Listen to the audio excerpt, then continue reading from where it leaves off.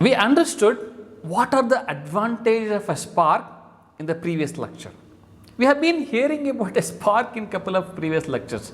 But what exactly is a Spark? We haven't understood that. But let us try to understand that as a part of this lecture. So what is Spark? Any thoughts from your side? Can you just take a guess based on what the discussion what we had? Apache Spark is a unified computing engine and set of libraries for parallel data processing on computer clusters. Pay attention here. What we are saying is it is a computing engine. Along with that, we are having a set of libraries. For what purpose? For parallel data processing on computer clusters.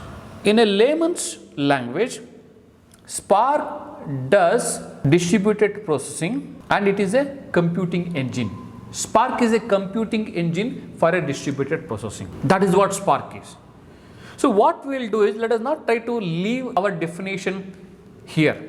Let us try to dissect that and understand what are the different aspects of the Spark in the upcoming slides. One of the important aspect what we discussed is Spark is a unified computing engine. Why do you say Spark is a unified computing engine? If you look at any of the data analysis tasks, several things you have to do. One of the things is, for example, you have to do the data loading. When I say data loading, you are trying to bring the data from multiple sources. For example, this is a source 1, this is a source 2, you are trying to load the data here.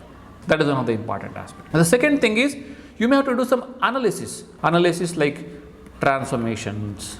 The next thing is, you may have to do the stream processing because we are dealing with the real-time data here, right?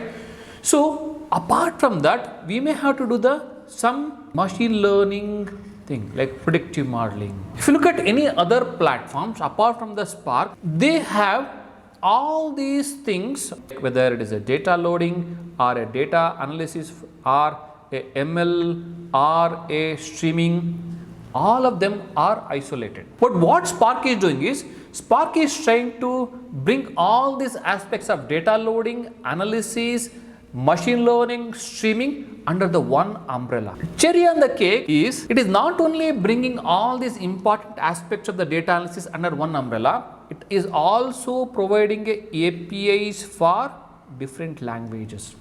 We have already discussed this as a part of the advantages. It does support, as we discussed, Java, Scala, Python, SQL and also R. Now, whoever knows the Python, yes, go ahead and do all these tasks. Whoever knows Java, yes, go ahead and do this. Or somebody who is having only knowledge in SQL, they can go ahead and do this. Since Spark is trying to bring all these aspects under one umbrella, we are calling it as a unified computing engine. Next aspect is, we are calling it as a computing engine. If you really see, our definition says Spark is a computing engine. That is because Spark carefully chooses only the processing aspect of it or performing the computation of data. Spark will not get into the storage. Spark will not do storage and also Spark will not do resource handling. For a storage, it uses like either HDFS or Azure storage or Amazon S3 or some of the stores like Apache Cassandra and all these things. For resource handling, it uses either Yarn or Apache Mesos or standalone. Since Spark is carefully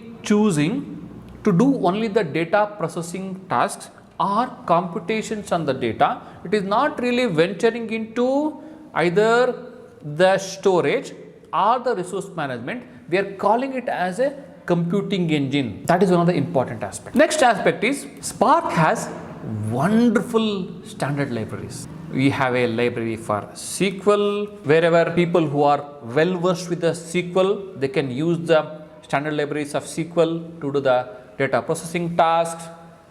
And then we have a machine learning library, and we have a streaming library, and we have a graphics for graphical processing of the data. All these standard libraries are included as a part of the Spark. When you install Spark, all these libraries are included. One aspect is all these standard libraries are included as a part of the Spark.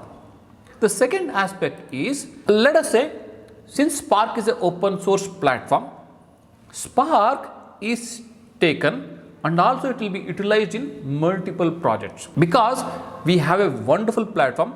People who are using the Spark for multiple projects, what will happen is they will in turn contribute to the Spark source.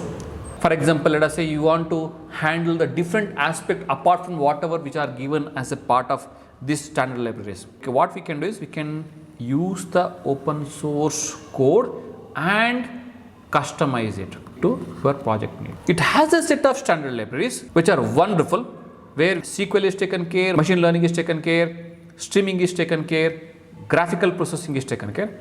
Apart from that, it also allows to use the external libraries and integrate that with your project. Isn't it wonderful? That is about Spark in a nutshell. Thank you.